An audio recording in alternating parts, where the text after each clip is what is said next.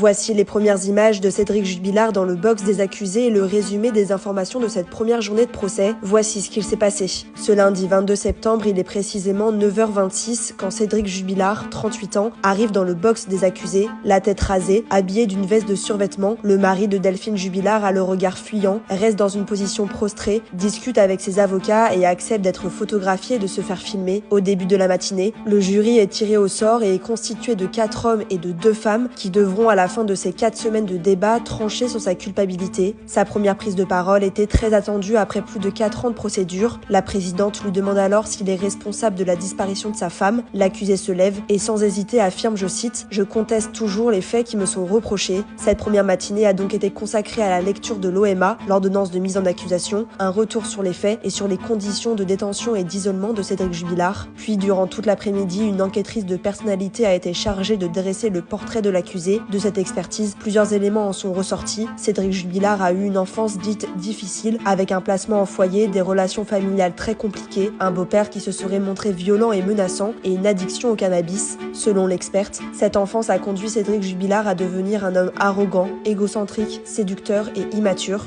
Un des avocats de la partie civile interroge l'accusé sur ses sentiments en lui demandant s'il y a quelque chose qui le touche. Cédric Jubilard répond alors « Oui, bien sûr, la disparition de ma femme, le fait de ne pas voir mes enfants et de ne pas voir ma famille, tout ça, ça me touche, mais je n'aime pas parler de mes émotions, je suis pudique. » La séance a été suspendue vers 18h et reprendra le lendemain matin avec au programme l'étude de la personnalité de Delphine Jubilard et l'audition de 6 gendarmes qui reviendront sur les premiers instants de l'enquête.